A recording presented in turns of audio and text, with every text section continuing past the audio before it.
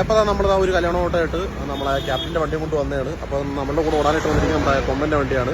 അപ്പോൾ നേരെ നോക്കുകയാണെന്നുണ്ടെങ്കിൽ ആൾക്കാരും കാര്യങ്ങളെല്ലാം കയറിയിട്ടുണ്ട്. ഈ ഒരു കൊമ്പൻ്റെ വണ്ടി വന്നപ്പോൾ ഉള്ള ഒരു കിഡിലെ ഷോട്ട്, ഒരു കിടുക്കാച്ച് ഷോട്ട് എൻ്റെ കിട്ടിയിട്ടുണ്ട്. അപ്പോൾ ആ ഒരു ഷോട്ടും കൂടി ഞാൻ ജസ്റ്റ് ഒരു വീഡിയോയ്ക്ക് ഞാൻ ആഡ് ചെയ്ത് വിട്ടേക്കാം. പിന്നെ നമ്മുടെ വണ്ടി ഇവിടെ കിടപ്പുണ്ട്. നമ്മുടെ വണ്ടിക്കകത്ത് അത്യാവശ്യം ആളും കാര്യങ്ങളെല്ലാം കയറി സെറ്റ് ആയിട്ടുണ്ട്. പിന്നെ ഇവിടെ റാമൊരു ഫോട്ടോയും കാര്യങ്ങളൊക്കെ എടുത്തുകൊണ്ടിരിക്കുക. അപ്പോൾ ഇത് കഴിഞ്ഞിട്ട് നമുക്ക് നേരെ ഇവിടെ നിന്ന് വണ്ടി എടുത്തിട്ട് നമുക്ക് നേരെ ഓഡിറ്റോറിയത്തിലോട്ട് പോകണം.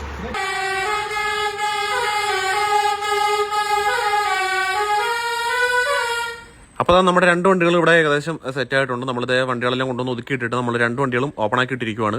അപ്പോൾ ആൾക്കാരെല്ലാം വന്ന് കയറി നമുക്ക് ഫില്ലായി കഴിഞ്ഞാൽ നമുക്ക് രണ്ട് വണ്ടി കൂടി ഒരുമിച്ചെടുക്കാമെന്നാണ് വിചാരിക്കുന്നത്. അങ്ങനെ നമ്മുടെ രണ്ട് വണ്ടികളിലും ആൾക്കാർ ഏകദേശം കയറി തുടങ്ങിയിട്ടുണ്ട്. അത്യാവശ്യം ആൾക്കാരെല്ലാം വന്നിട്ടുണ്ട്. അപ്പോൾ നമുക്ക് ഏകദേശം വണ്ടി ഇവിടെ എടുക്കാനായിട്ടുള്ള ഒരു സമയമായി വരുന്നുണ്ട്. അപ്പോൾ നമുക്ക് പോയിട്ട് നമ്മളുടെ വണ്ടി ഫില്ലായിട്ടുണ്ടോ നോക്കാം. അങ്ങനെ ഒന്ന് നോക്കിയപ്പോഴത്തേക്കും നമ്മളുടെ വണ്ടി ഫില്ലാണ്. അപ്പോൾ ആദ്യം നമ്മളുടെ വണ്ടിയാണ് എടുക്കുന്നത്. നമ്മളുടെ വണ്ടിയുടെ പുറകെയാണ് കൊമ്പൻ്റെ വണ്ടി വരാനായിട്ട് പോകുന്നത്.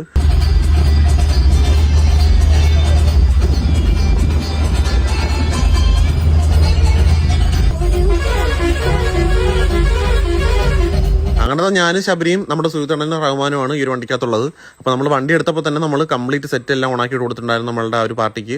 അപ്പോൾ നമ്മുടെ ലൈറ്റ് വർക്ക് വരുന്നത് നമ്മുടെ ബ്ലൂ മൂൺ സ്റ്റുഡിയോസ് ആണ്. അതുപോലെ തന്നെ നമ്മുടെ സൗണ്ട് വർക്ക് ചെയ്തിരിക്കുന്നത് സംഗീത ഓഡിയോസ് ആണ്. പ്രത്യേകിച്ച് എടുത്ത് പറയേണ്ട കാര്യമില്ലല്ലോ. നിങ്ങളെല്ലാവരും ഓൾറെഡി ഇതിൻ്റെ ഒരു ഇന്റീരിയർ വീഡിയോയും കാര്യങ്ങളെല്ലാം കണ്ടതാണ്. അപ്പോൾ അതിൻ്റെ പവർ എന്താണെന്ന് നിങ്ങൾക്ക് തന്നെ ഏകദേശം അറിയാമായിരിക്കും.